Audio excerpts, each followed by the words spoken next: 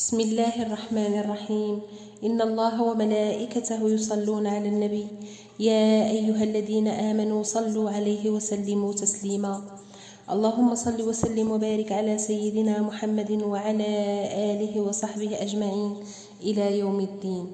اللهم إني أسألك العوض الجميل بعد الصبر الطويل، اللهم جبرا لقلوبنا واستجابة لدعائنا، اللهم لا تحبط لنا دعوة تمنتها قلوبنا. اللهم إني أسألك خيرا في كل اختيار، ونورا في كل عتمة، وتيسيرا لكل عسير. اللهم فرج همنا ونفس كربنا، واقض عنا ديننا، واشف مرضانا، وارحم موتانا، وأهلك أعداءنا. اللهم أبدل حزني فرحا، وهمي سعادة، وضيقي فرجا، وارزقني أياما أفضل، فليس لي سواك يا رب العالمين. أسألك اللهم الفرج العاجل، أسألك اللهم الفرج العاجل. إن الصبر أعظم وسيلة لتكفير السيئات ومغفرة الذنوب ومحو الخطايا، والسبيل إلى دخول الجنة، وهذا أعظم ما يجنيه العبد من الصبر. دل على ذلك قول الله تعالى: والذين صبروا ابتغاء وجه ربهم وأقاموا الصلاة وأنفقوا مما رزقناهم سرا وعلانية يدرؤون بالحسنة السيئة أولئك لهم عقبى الدار، جنات عدن يدخلونها ومن صلح من آبائهم وأزواجهم وذرياتهم، والملائكة يدخلون عليهم من كل باب، سلام عليكم بما صبرتم فنعم عقبى الدار. صدق الله العظيم. يقول أهل العلم أنهم يثقون في حسن اختيار الله لهم حينما يصيبون ابتلاء من الله سبحانه وتعالى أو مصيبة من مصائب الدنيا، لأن الدنيا كلها ابتلاءات من الله سبحانه وتعالى، نحمده ونشكره ونرضى بكل ما قسمه الله لنا. الحياة كلها قسمة ونصيب. ورد في كتاب عن خطب رسول الله صلى الله عليه وسلم قال: إن هذه الدنيا دار التواء لا دار السواء، ومنزل طرح لا منزل فرح، فمن عرفها لم يفرح لرخاء ولم يحزن لشقاء، وقد جعلها الله دار بلوى، وجعل الآخرة دار عقبى، فجعل بلاء الدنيا لعطاء الآخرة سببا، وجعل عطاء الآخرة من بلوى الدنيا عوضا، فيأخذ ليعطي ويبتلي ليجزي. فنحن في دار ابتلاء وامتحان ونزاعات وخطايا. قال الله سبحانه وتعالى: وبشر الصابرين الذين إذا أصابتهم مصيبة قالوا إنا لله وإنا إليه راجعون أولئك عليهم صلوات من ربهم ورحمة. صدق الله العظيم. هذه مصائب المؤمنين، مصائب دفع إلى باب الله، ومصائب رفع في مقامات المؤمنين. هذه المصائب كلها خير. قال الله سبحانه وتعالى: وأسبغ عليهم نعمه ظاهرة وباطنة. صدق الله العظيم.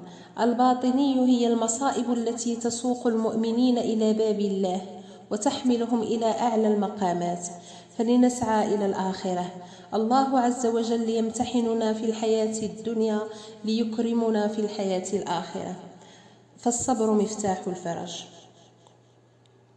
كل ابتلاء في الدنيا جزاء في الآخرة، وللآخرة خير لك من الدنيا، ولسوف يعطيك ربك فترضى. صدق الله العظيم. قال الرسول صلى الله عليه وسلم: عجبت لأمر المؤمن، إن أمره كله خير، إن أصابته سراء شكر فكان ذلك له خير، وإن أصابته ضراء صبر فكان ذلك له خير، وليس ذلك لغير المؤمن. صدق رسول الله. يصيب الله بهذه المصائب عباده المؤمنين، كما يقال: المؤمن مصاب. ولهذا لو أغلقت الأبواب كلها لا تحزن، إن الله معك. يبقى الباب الوحيد الذي لا يغلق باب الرحمن الرحيم. لا يقلق في الحياة من كان له رب رؤوف. ونحن صغار لا نقلق ولنا أبوين عطوفين، فكيف نقلق ونحن كبار ولنا رب لا ينام، عليم بخبايا القلوب، مجيب معطي. إن الله معك. ما خلق الحزن إلا ليأتي الفرح، وما خلق الليل إلا ليأتي النهار، وما خلق الظلام إلا ليأتي الضوء، وما خلق الفقر إلا ليأتي الغنى. لن تمكن قبل أن تبتلى، وما الحياة الدنيا إلا مظنة ابتلاء. قال الله سبحانه وتعالى: إنا كنا مبتلين. نحن في هذه الدنيا في امتحان. هو الذي خلق الموت والحياة ليبلوكم أيكم أحسن عملا. وما من شخص على وجه الأرض إلا وهو ممتحن في كل أمور الدنيا. كل هموم ومشاكل الدنيا إلا وهي امتحانات. كل ما وهب لنا الله إلا وهي امتحان. يمتحن بالمرض كل مريض، ويمتحن بالهم كل مهموم. هذه دار ابتلاء لا دار استواء، فمن عرفها لم يفرح لرخاء ولم يحزن لشقاء. قد جعلها الله دار بلوى. لا تحزن لعله خير، إن الله معك. إن الله إذا أحب قوما ابتلاهم، فمن رضي فله الرضا، ومن سخط فله السخط من الله سبحانه وتعالى. نحمده ونشكره، له الحمد وله النعمة وله الثناء الحسن. اللهم لا علم لنا إلا ما علمتنا، إنك أنت العليم الحكيم. الابتلاءات بداية الكرامات، لا فرج إلا بعد الشدائد. وأشهر من يقرن اسمه بالصبر نبي الله أيوب عليه السلام، حينما أصابه ضر عظيم في بدنه وأهله وماله وصبر. قال الله سبحانه وتعالى: إنا وجدناه صابرا نعم العبد إنه أواب. صدق الله العظيم. والأواب هو المبالغ في شدة رجوعه إلى الله تعالى. أيضا نذكر صبر سيدنا يوسف عليه السلام. لقد كان الصبر ظهير يوسف في محنته التي ابتلي بها. لقد كان صبر يوسف عن مطاوعة امرأة العزيز في شأنها أكمل من صبره على إلقاء إخوته له في الجب وبيعه وتفريقهم بينه وبين أبيه. لقد ضرب لنا القرآن الكريم نماذج رائعة تجسدت فيهم حقيقة الصبر والصابرين. قال الله سبحانه وتعالى: إني جزيتهم اليوم بما صبروا. صدق الله العظيم.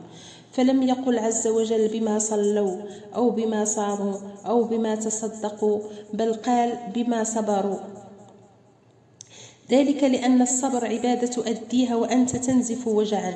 المسلم الحق يصبر على عسر الحياة وضيقها، ولا يشكو حاله إلا لرب العالمين.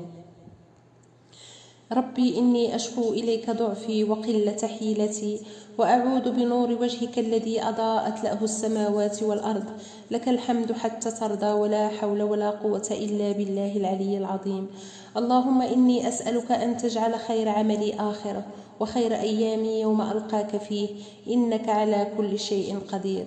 اللهم فرج همنا ونفس كربنا، واقض عنا ديننا، واشف مرضانا، وارحم موتانا، وأهلك أعداءنا. اللهم أبدل حزني فرحا، وهمي سعادة، وضيقي فرجا. اللهم ارزقني أياما أفضل، فليس لي سواك يا رب العالمين. ليس لي سواك يا رب العالمين. أسألك اللهم الفرج العاجل. أسألك اللهم الفرج العاجل. اللهم إني أسألك العوض الجميل بعد الصبر الطويل. اللهم إني أسألك العوض الجميل بعد الصبر الطويل. اللهم جبرا لقلوبنا، واستجابة لدعائنا. اللهم لا تحبط لنا دعوة تمنتها قلوبنا. اللهم إني أسألك خيرا في كل اختيار، ونورا في كل عتمة، وتيسيرا لكل عسير، وواقعا لكل ما نتمنى. اللهم آمين يا رب العالمين. وصلى الله على سيدنا محمد وعلى آله وصحبه أجمعين. والسلام عليكم ورحمة الله تعالى وبركاته. أعظم وسيلة لتكفير السيئات ومغفرة الذنوب ومحو الخطايا، والسبيل إلى دخول الجنة، وهذا أعظم ما يجنيه العبد من الصبر. دل على ذلك قول الله تعالى: والذين صبروا ابتغاء وجه ربهم وأقاموا الصلاة وأنفقوا مما رزقناهم سرا وعلانية يدرؤون بالحسنة السيئة أولئك لهم عقبى الدار، جنات عدن يدخلونها ومن صلح من آبائهم وأزواجهم وذرياتهم، والملائكة يدخلون عليهم من كل باب، سلام عليكم بما صبرتم فنعم عقبى الدار. صدق الله العظيم.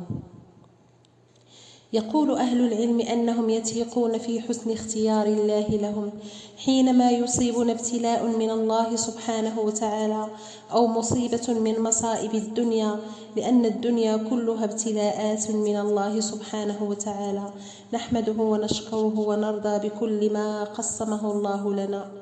الحياة كلها قسمة ونصيب.